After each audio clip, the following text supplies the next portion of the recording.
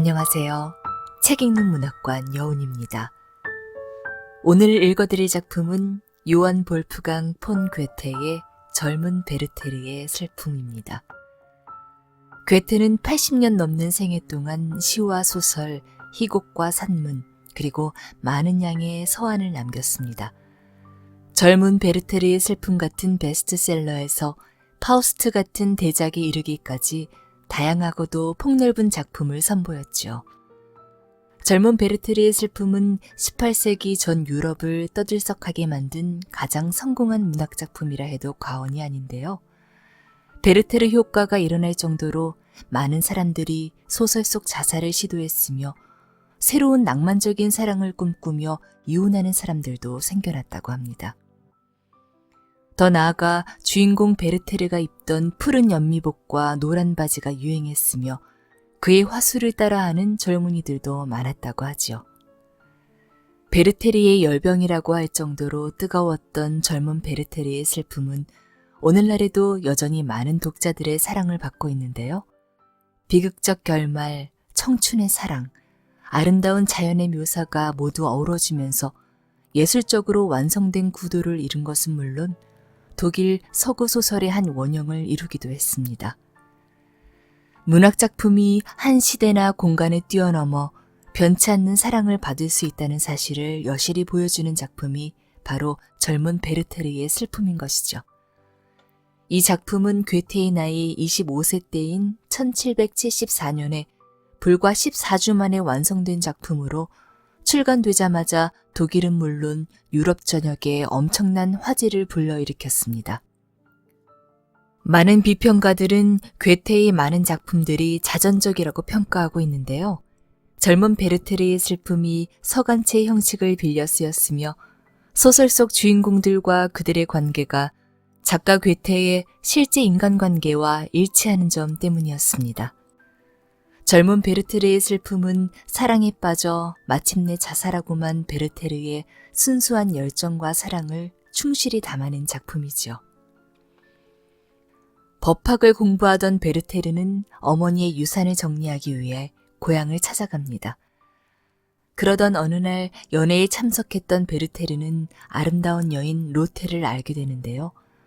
어머니가 돌아가신 뒤에 6 동생들을 돌보고 있는 로테에게 베르테르는 호감을 느끼기 시작했습니다. 그러나 그녀에게는 약혼자 알베르트가 있었죠.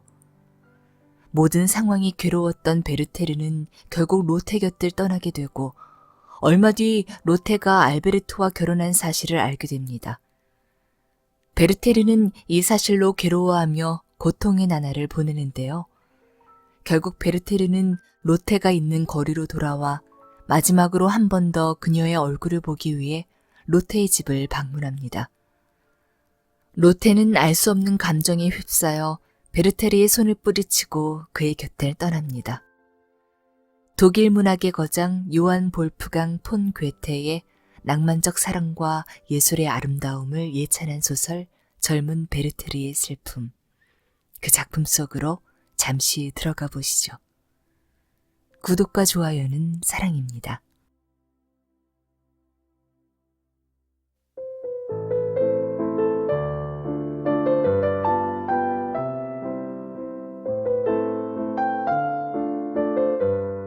젊은 베르테르의 슬픔. 요한 볼프강 폰 괴테 지음. 허승진 옮김. 발행 더 클래식.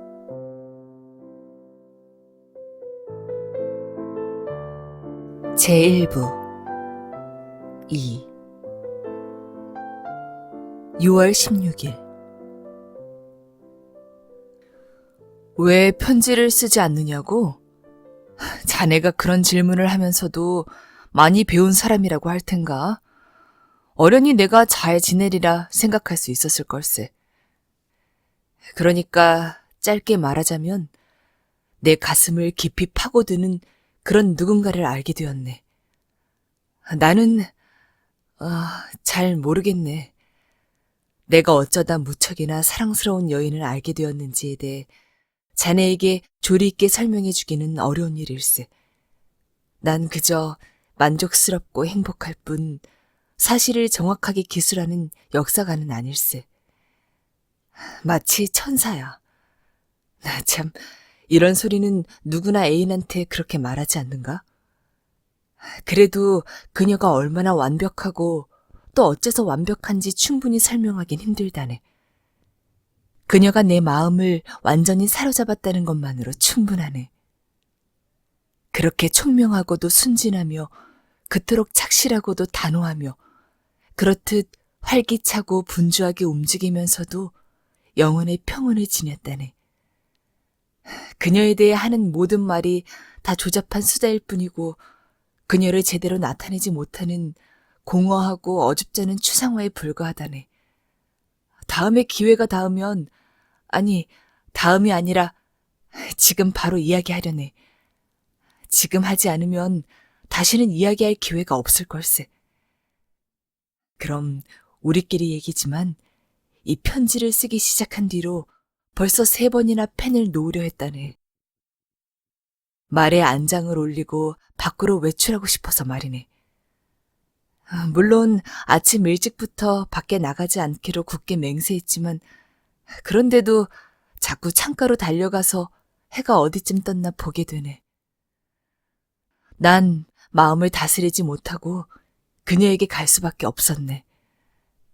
빌헬름, 이제 다시 돌아와 저녁 식사로 버터빵을 먹으며 자네에게 편지를 쓰는 중이네.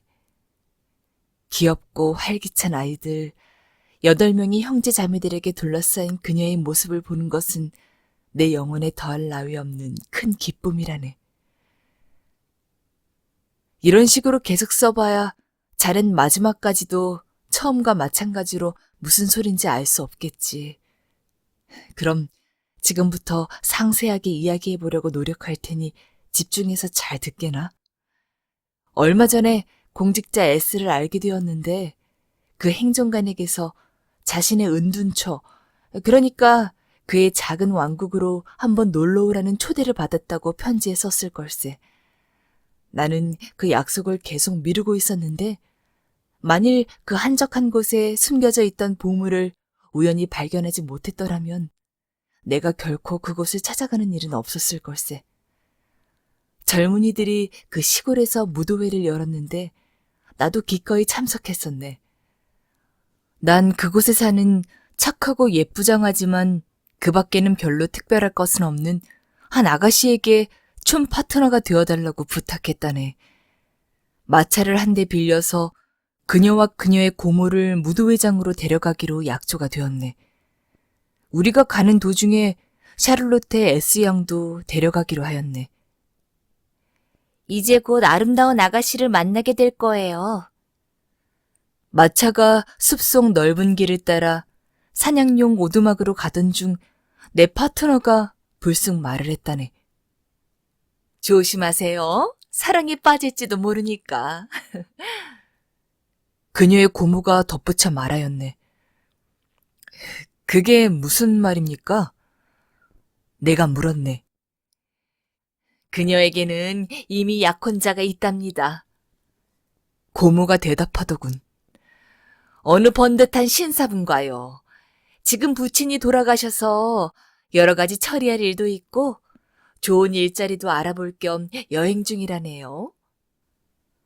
내게 흥미거리 있는 이야기가 아니라 한 귀로 듣고 한 귀로 흘렸네. 해가 산 뒤로 넘어가 종적을 감추기 15분 전쯤 우리는 별장 정문 앞에 이르렀다네. 무더위가 극성이었고 지평선의 물기를 머금은 회백색의 자욱한 구름이 깔려 있어서 여자들은 소나기라도 내리지 않을까 걱정하였다네. 나 역시 사실은 우리의 즐거움을 망쳐버리게 되는 건 아닐까 걱정되었지만 어설프게 기상학 지식을 늘어놓으며 여자들의 걱정을 덜어주려 하였네. 내가 마차에서 내리려 하자 대문에서 하녀 한 명이 나오더니 로테 아가씨가 곧 나올 것이니 잠시 기다려달라고 부탁하였네. 나는 마당을 가로질러 모양새 좋게 잘 지어진 집을 향해 걸음을 옮겼네. 앞에 놓인 계단을 올라 현관문을 여니 내가 지금까지 본 것 중 가장 수려하기 그지없는 장면이 눈앞에 펼쳐졌다네. 현관 앞에 있는 방에서 2살에서 11살 정도 되어 보이는 아이들 6명이 아리따운 아가씨를 둘러싸고 있었다네. 그 아가씨는 중간 정도 키에 팔과 가슴에 분홍색 리본이 달린 수수한 흰옷을 입고 있었는데 흙방을 들고선 둘러싼 아이들에게 각자의 나이와 먹성에 맞게 다정스레 나눠주고 있었다네. 고맙습니다. 고맙습니다. 고맙습니다. 아이들은 그녀가 빵을 잘라주기 전부터 저마다 작은 손을 높이 쳐들고 기다리다가 빵을 받고선 천진난만하게 외쳤다네. 아이들은 각자 받은 저녁빵에 만족스러운 표정으로 기뻐하며 로테가 낯선 이들과 타고 갈 마차를 보기 위해 뛰쳐나가거나 조용한 성격의 녀석들은 천천히 대문 쪽으로 걸어 나왔다네. 이렇게 직접 집안까지 들어오는 수고를 끼치고 숙녀분들을 밖에서 기다리게 해 정말 죄송해요. 그녀가 말했네. 옷을 갈아입고 제가 집에 없을 것을 대비해 이런저런 집안일을 하느라 아이들에게 저녁 식사로 빵을 나눠준다는 걸 깜빡 잊었답니다. 아이들이 제가 나눠주는 빵이 아니면 먹지를 않아요. 난 그녀에게 무의미한 형식적인 인사를 건넸지만 내 마음은 온통 그녀의 자태, 그녀의 목소리, 그녀의 행동에 사로잡혀 있었네. 그녀가 장갑과 부채를 챙기러 거실로 달려갔을 때야 나는 놀란 마음을 겨우 진정시킬 수 있었다네. 아이들은 조금 떨어진 곳에서 날 쳐다보고 있더군. 난 가장 귀엽게 생긴 막내에게 다가갔네. 아이가 슬슬 뒷걸음질을 쳤는데 그때 로테가 거실에서 나오며 말하였다네. 루이스, 친척 아저씨하고 악수해야지.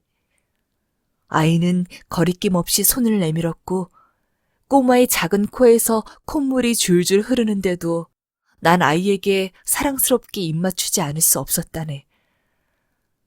친척 아저씨요? 그녀에게 손을 내밀며 물었다네. 제가 당신과 친척의 행운을 누릴 자격이 있다고 생각하시나요? 어머, 우리의 사촌은 아주 많답니다. 그녀는 장난스럽게 가벼운 미소를 머금으며 대답하였네. 당신이 그 중에서 가장 고약한 경우라면 유감이겠죠. 로테는 집을 나서면서 11살쯤 되어 보이는 제일 큰 여동생 소피에게 아이들을 잘 보고 또 말을 타고 산책 나가신 아버지가 돌아오시면 안부를 전하라 일러뒀네. 그리고 좀 더 나이가 어린 아이들에게는 소피를 자기라 여기고 말을 잘 들으라고 당부를 했네. 아이들 2-3명이 그러겠다고 큰 소리로 약속하였네. 그러나 6살가량의 작은 금발 여자아이가 당돌하게 말하였다네. 소피 언니는 로테 언니가 아닌걸? 우린 로테 언니가 훨씬 좋은데. 가장 나이 많은 남자아이 2명이 마차 뒤로 기어오르고 있었네. 내가 나서서 중재하자 로테는 아이들이 장난치지 않고 얌전히 있겠다는 약속을 받아내고선 숲 입구까지만 마차를 태워주기로 허락했다네. 우린 각자 자리에 앉았고 여자들은 서로 반갑게 인사를 나누었네. 그리고 서로의 의상, 특히 모자에 대한 이야기를 주고받은 후 무도회에 참석할 사람들에 대한 이야기로 이어갔네. 이야기가 끝나자마자 로테는 마차를 세우고 2 형제를 내리게 했다네. 녀석들은 로테의 손에 다시 입을 맞추고 싶어 했다네. 큰아이는 15살의 소년답게 애정어린 입맞춤을 했고 동생은 성급하게 대충하고 말더군. 그녀는 다시 한번 동생들을 배웅하고선 우리는 가던 길을 향해 다시 출발하였네.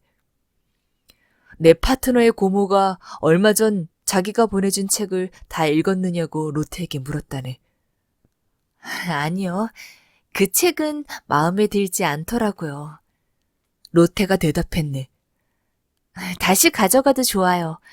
그 전의 책도 별로였어요. 나는 그것들이 어떤 책들이냐고 물어봤는데 그녀의 대답에 놀랄 수밖에 없었다네. 그녀의 모든 언급에서 성격이 분명한 성품을 지녔다는 걸 알 수 있었네. 그녀가 말을 할 때마다 얼굴에서 새로운 매력과 정신이 반짝이지 뭔가. 내가 자신을 이해한다고 느꼈기 때문인지 그 광채는 점점 더 빛을 발하는 것처럼 보였다네.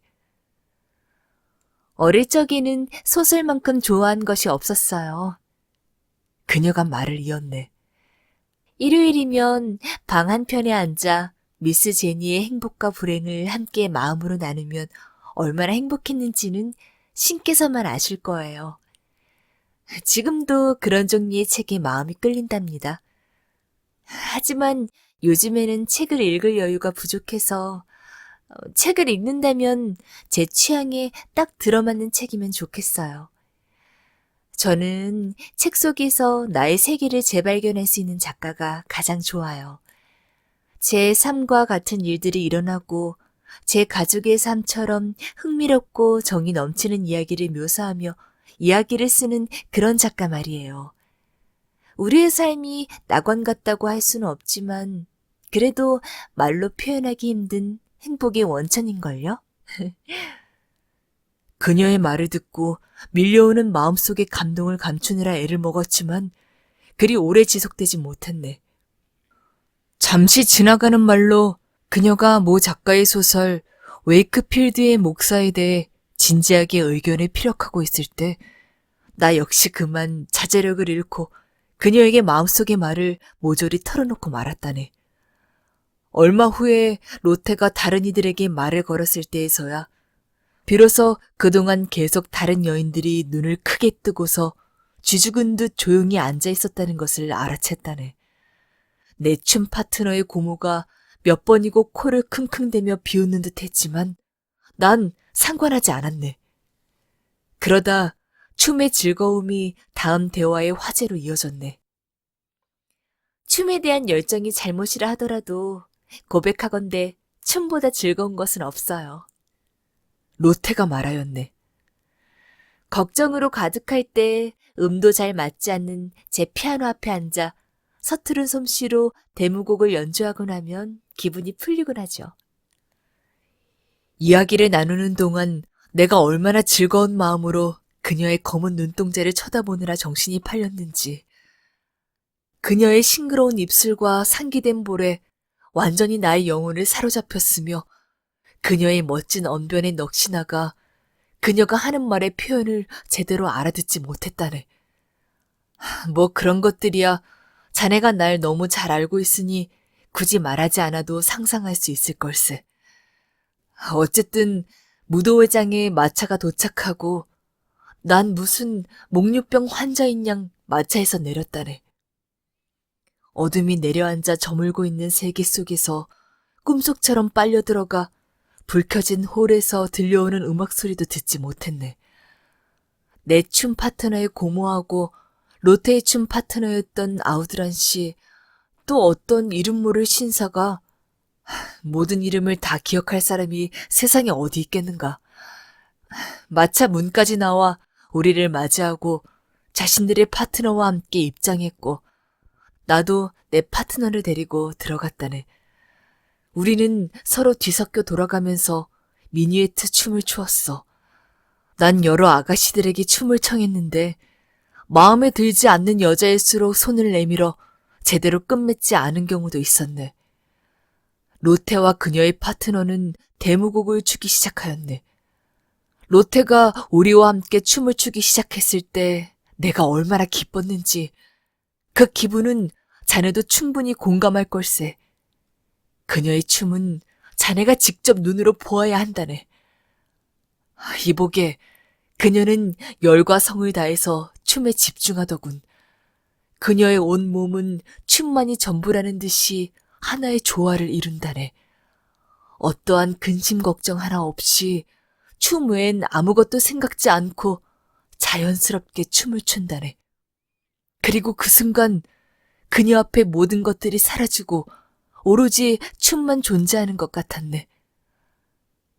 난 로테에게 두 번째 컨트리 댄스를 함께 추자고 신청하였네. 하지만 그녀는 세 번째 춤의 파트너가 되어주겠다고 약속하였네. 무척이나 사랑스럽고 솔직한 태도로 말하길 자기가 가장 좋아하는 춤은 독일식 춤이라더군. 이곳에서 독일 춤을 추는 경우에 처음 짝을 이룬 파트너와 끝까지 함께 추는 것이 관례랍니다. 로테는 말을 이었네. 제 파트너는 왈츠엔 서툴러서 왈츠에서 벗어나게 해주면 내게 고마워할 거예요. 당신의 파트너도 왈츠에는 서투르고 좋아하지 않아요. 영국 춤을 출 때 보니 당신은 왈츠를 잘 추시던데요? 독일 춤 파트너로 저를 원하시면 지금 제 파트너에게 가서 부탁해보세요. 전 당신의 아가씨에게 가서 얘기할게요. 나는 이 제안에 악수로 동의한 후 우리가 춤추는 동안 나와 로테의 파트너는 서로의 대화 상대가 되어 이야기를 나누도록 자리를 만들어 주었네. 드디어 춤이 시작되었지. 우리는 한동안 서로의 팔을 이리저리 휘감으며 춤을 추었네. 그녀의 춤은 경쾌하면서도 민첩해 보였네. 곧 왈츠가 시작되어 우리는 천체처럼 서로의 주위를 돌기 시작했지. 왈츠를 제대로 출 줄 아는 사람이 거의 없어서 처음에는 다소 혼란스러웠네.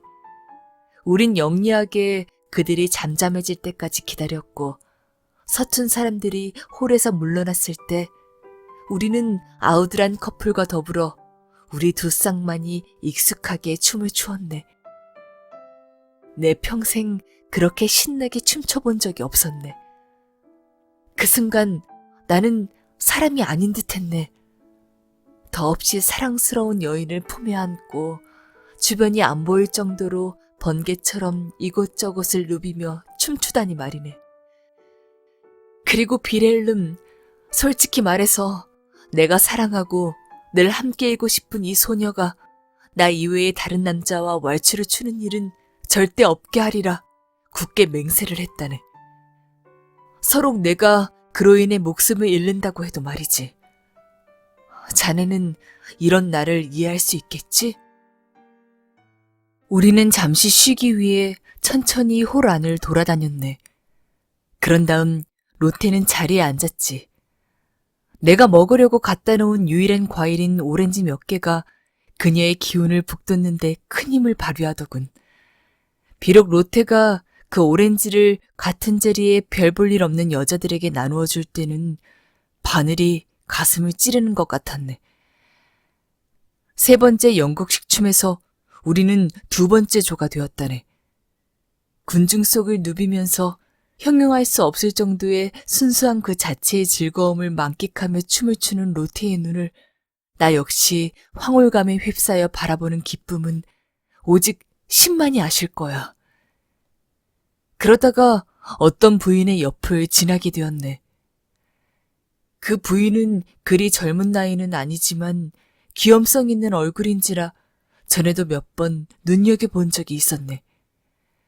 그녀는 미소를 지으며 로테를 쳐다보는 듯 하더니 위협적인 손짓으로 우리가 지나칠 때 알베르트라는 이름을 의미심장하게 두 번이나 언급하는 것이 아닌가.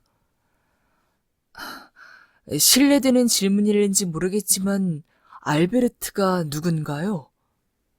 나는 로테에게 물었네. 그녀가 대답하려는 찰나 우리는 큰 팔자를 그리기 위해 잠시 떨어져야 했다네.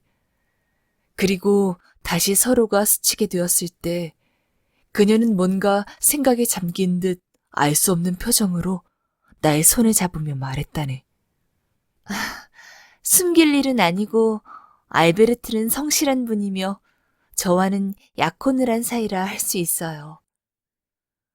무도회장으로 오는 동안 아가씨들에게 들었으니 처음 듣는 얘기는 아니었네.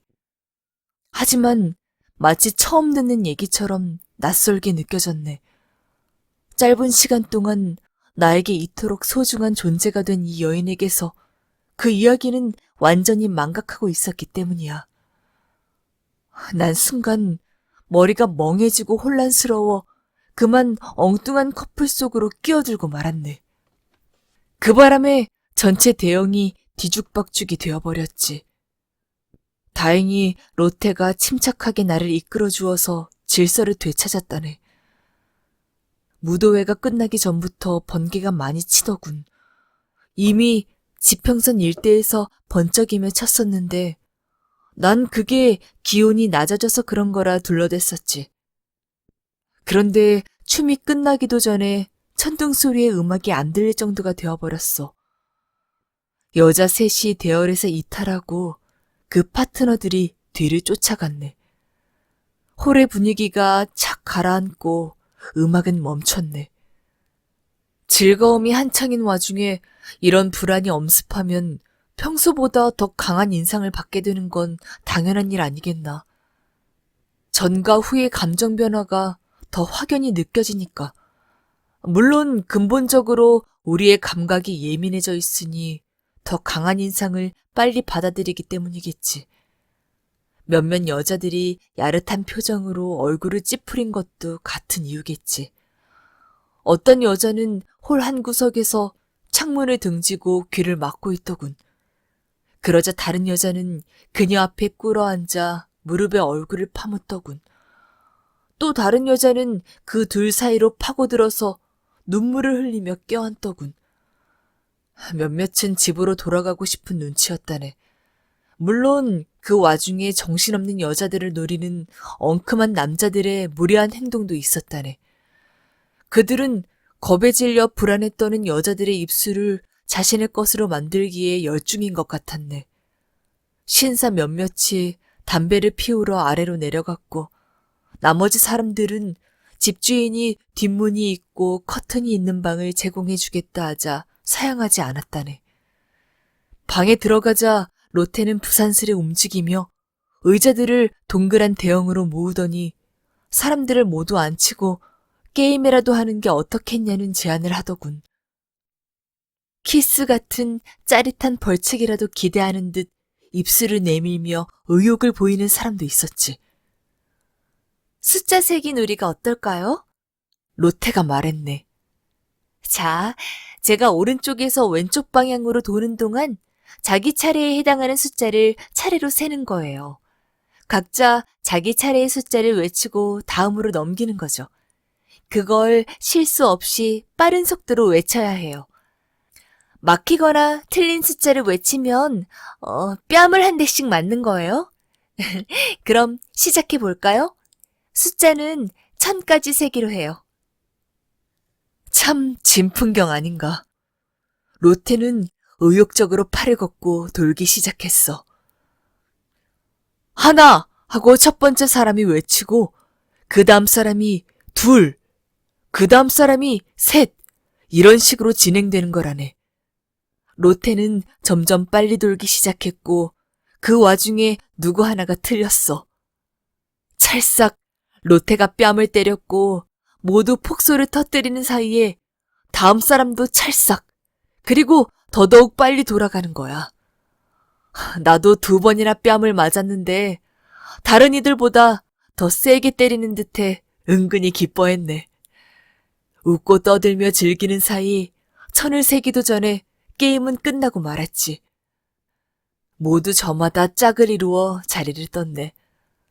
소나기는 어느새 그쳤고 나는 로테를 따라 다시 홀로 나갔어. 가는 도중에 로테가 말하더군. 뺨 맞기에 정신이 팔려서 모두 소나기 같은 건 잊은 것 같았어요. 나는 대꾸할 말이 없어 머뭇거리고 있는데 그녀가 말을 이었네. 전 굉장히 겁쟁이인데도 타인을 즐겁게 해줄 생각에 일부러 대담한 척 하다 보니 저절로 힘이 생겼어요. 우린 다시 창가로 다가갔고 천둥 소리는 저 멀리서 울리고 비가 조용히 내리고 있었네. 쾌적한 향기가 공기 속에 충만하게 뒤섞여 우리에게 풍기더군. 로테는 창틀에 팔을 걸치고 서서 조용히 바깥을 바라보았네. 하늘을 응시하다 불현듯 내게 시선이 왔는데 그녀의 눈에는 눈물이 가득 고여 있었네. 그녀는 자신의 손을 내 손 위에 지그시 얹으며 클롭슈 토크, 독일의 시인이라고 말했네. 난 그 순간 그녀의 머릿속에 떠오를 장엄한 송시를 마음속에 새기며 그녀가 이 수수께끼 같은 말로 나에게 전달하고픈 감정의 흐름 속에 잠기고 말았네. 나는 벅차오르는 감정을 추스르지 못하고 환희의 눈물과 함께 몸을 굽혀 그녀의 손에 키스를 했다네. 그리고 다시 그녀의 눈을 바라보았지. 거룩한 시인이여, 당신이 이 눈빛에 담긴 공경심을 볼 수만 있다면, 그리고 난 자주 더럽혀진 그대의 이름이 또다시 사람들의 입에 오르내리는 것을 듣고 싶지 않습니다.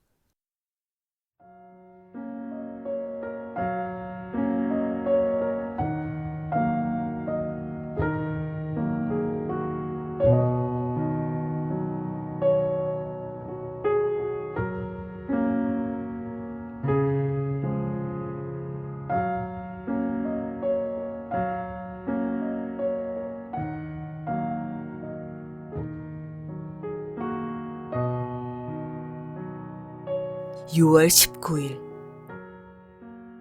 지난번 편지가 어디서 중단되었는지 기억나지 않는군. 단지 기억나는 건 집에 돌아와 누운 것이 새벽 2시였다는 것과 내가 편지가 아니고 자네와 직접 이야기를 나누었다면 아마 밤새 아침이 될 때까지 자네를 붙잡고 있었을 걸세. 무도회가 끝난 뒤 귀가할 때의 일은 아직 이야기하지 못했는데 오늘도 역시나 그 이야기를 하기에 적절한 날은 아닌 것 같네. 그날의 해돋이는 참 볼만했네. 사방은 온통 이슬 맺힌 풀잎과 싱그러운 들판이 펼쳐져 있었지. 동행한 여자들은 마차 안에서 졸기 시작했네. 로테는 나에게도 눈 좀 붙이라며 자기를 신경 쓸 필요는 없다 했네.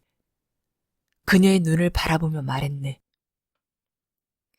당신이 깨어있는 동안엔 나 역시 졸리지 않은걸요. 어쨌든 우리 둘은 로테의 집에 도착할 때까지 계속 깨어있었다네. 조용히 문을 열고 나오는 하녀에게 로테가 질문을 했고 하녀는 언제나 그렇듯 아버님과 아이들 모두 잘 있으며 아직 자고 있노라고 대답했네. 헤어지기 전에 난 로테에게 한 번 더 만나자 부탁했고 로테는 내 청을 들어주었고 난 집으로 돌아왔다네. 그 이후로 해와 달과 별은 변함없이 자신의 궤도를 돌고 있었지만 나는 도무지 낮과 밤을 분간할 수 없었네. 내 주위의 세상이 통째로 사라져버린 것일세.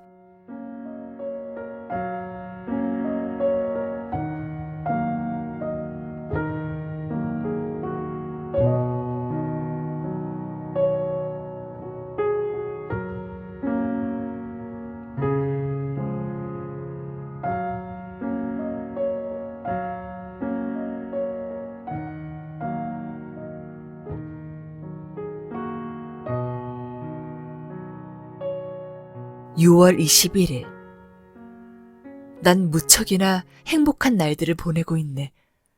마치 하나님의 세계와 같은 느낌이라고나 할까?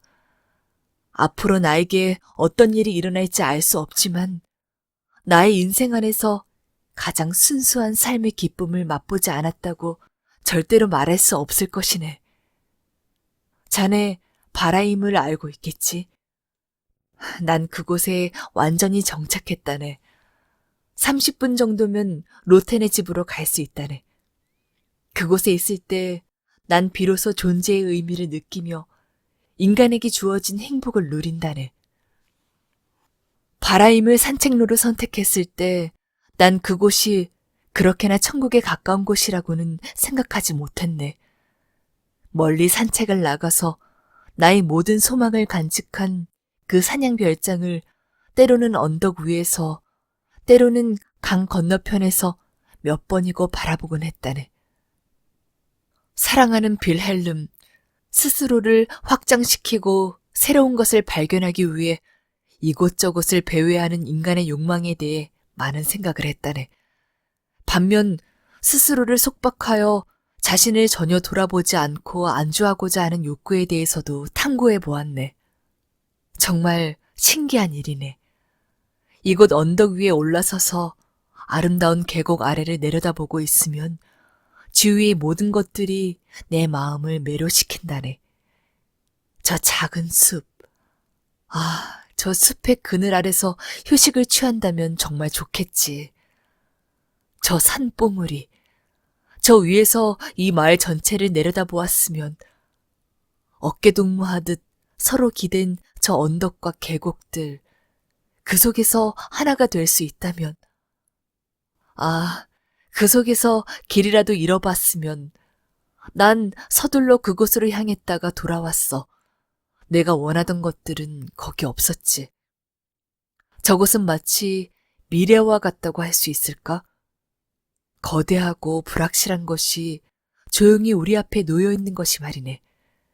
그 속에서는 우리의 감정도 우리의 눈도 모두 흐릿해진다네. 그렇기 때문에 우리는 끝없이 동경할 수밖에 없는 것이네. 스스로를 내버리고 단 하나의 위대한 감격에만 충실하고 싶어지는 간절한 열망 말일세. 하지만 막상 그곳에가 멀기만 하던 그곳이 지금 내가 있는 이곳이 되어버리는 순간 모든 것은 원점으로 되돌아간다네.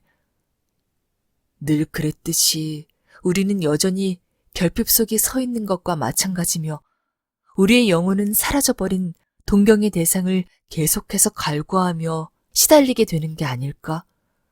그러니 아무리 마음을 다잡지 못하는 방랑자라 해도 결국엔 자신이 떠나온 고향을 그리워하게 되는 거라네. 넓은 세상을 헤매고 다녀도 찾을 수 없었던 소중한 기쁨을 작은 오막살이, 아내의 따스한 품, 자식들의 재롱, 그리고 가족을 부양하는 일에서 발견하게 되는 게 아니겠는가. 난 매일 아침 해가 밝으면 바로 발하임으로 달려간다네. 그곳 주막집 정원에서 완두콩을 좀 따다가 의자에 앉아 그 콩을 까면서 호메로스의 작품을 읽곤 한다네.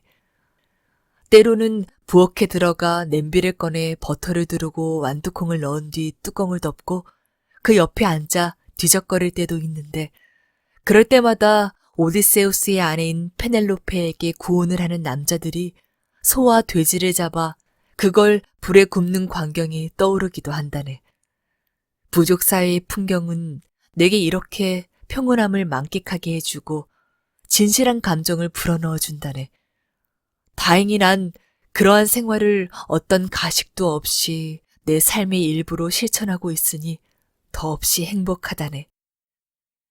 직접 재배한 양배추를 식탁에 올려 맛보는 소박하고 순수한 기쁨을 누릴 수 있다는 것이야말로 행복이 아니겠는가. 어디 양배추뿐이겠는가. 그 양배추를 심었던 맑은 아침, 물을 주며 자라나는 과정을 지켜보며 흐뭇해했던 저녁. 그러한 모든 좋았던 나날을 식탁에 둘러앉아 맛보며 다시금 누리는 것이라네.